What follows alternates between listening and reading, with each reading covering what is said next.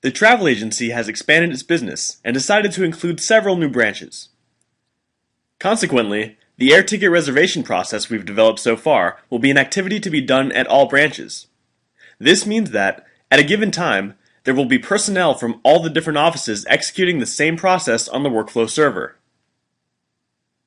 So how do we make it so that a branch's processes and tasks are not available to the remaining branches? In other words, an employee at one branch should not be able to execute a task corresponding to a different branch. The solution to this is the organizational unit concept. Organizational units enable us to define groups within an organization, such as branches, departments, and so on. Once the units are created, we assign to them users from the organization. In the case of our travel agency, there are two offices, one in New York and the other one in Miami Beach. Once the organizational units are defined, we assign the corresponding organizational unit to each user. From that point on, the process will inherit the organizational unit of the user who initiates it. This means that users will only view, in their incoming trays, the tasks of the organizational unit to which each user belongs. In other words, users of one branch will not be able to view or execute tasks of another branch. For example, if we assign the New York office to Peter Kent, when Peter initiates a ticket reservation process, the reservations will be of those of the New York office. If James Norton is from the Miami office, he will not be able to view the process initiated by Peter or execute the tasks that Peter can view, even when they both access the same GXFlow server. Only users in the same branch as Peter will be able to access the tasks of the process initiated by him. In order to define the branches of the travel agency, we will open the GXFlow client, log on with the administrator user, and go to Administration Console, Organizational Model, and click on Organizational Unit Definitions.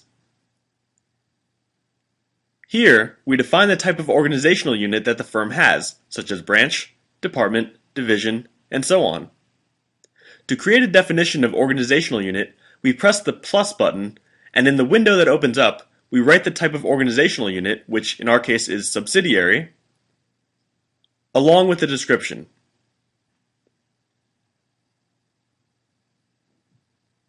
The propagable option allows the process to inherit the user's organizational unit. It also indicates that subprocesses will inherit the organizational unit of the parent process. If this is not checked, the user may initiate a process, but it will not inherit the organizational unit defined for the user. When a process has no organizational unit defined, it may be viewed by users depending exclusively on their role restrictions, which is the situation we've been working with so far. Once we've defined the firm's type of organizational units, we define the organizational units per se. To do so, we click on the Organizational Units option. When we press New, we can create an organizational unit by entering its name, type, and description. Let's now enter the data for the New York branch.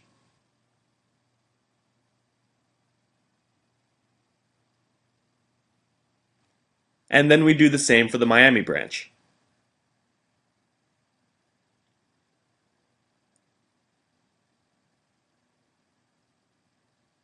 This defines the two branches of the travel agency. For entering users of the New York branch, we select the row and press Members.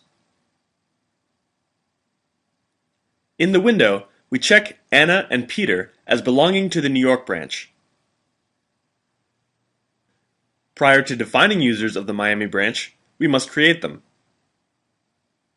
To do so, we go to Users and create user J. Norton, corresponding to employee James Norton, whose password will be jnorton123. We also create user P. Wong, corresponding to employee Patrice Wong, with the password pwong123.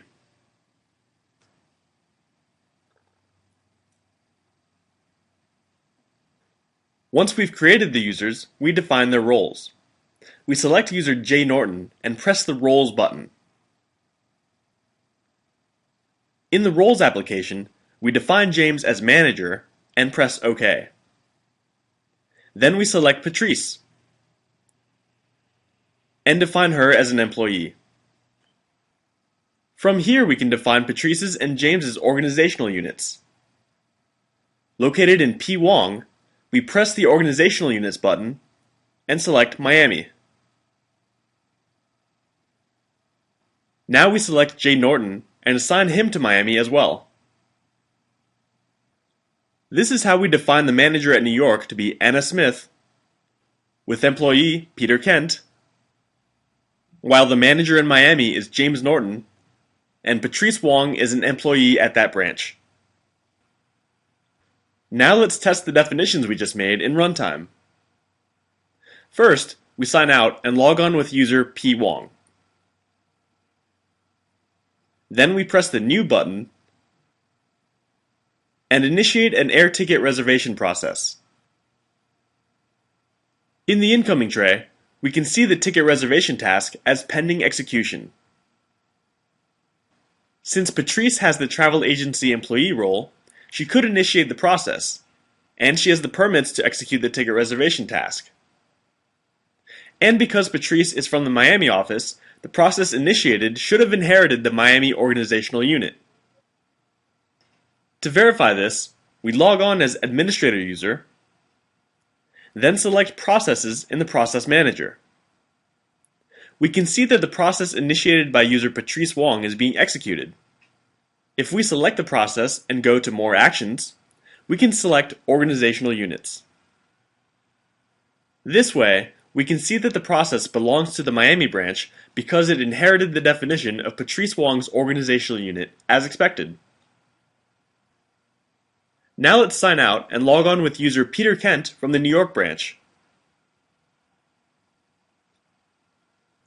We can see that the incoming tray is empty. Even when a process has been initiated and the ticket reservation task remains pending, regardless of Peter having the adequate role, he will not be able to view it because he belongs to a different office from the one corresponding to the execution process. Likewise, the customer may only be assessed and the reservation may only be authorized by user James Norton from the Miami branch. In sum, only users assigned to the branch of the initiated process may interact with it, executing tasks according to their assigned roles. We should point out that, if required, it is possible to add new organizational units or change the organizational unit in a process by using the Workflow API. In the next video, we will see how to perform analysis and obtain performance statistics for processes and tasks.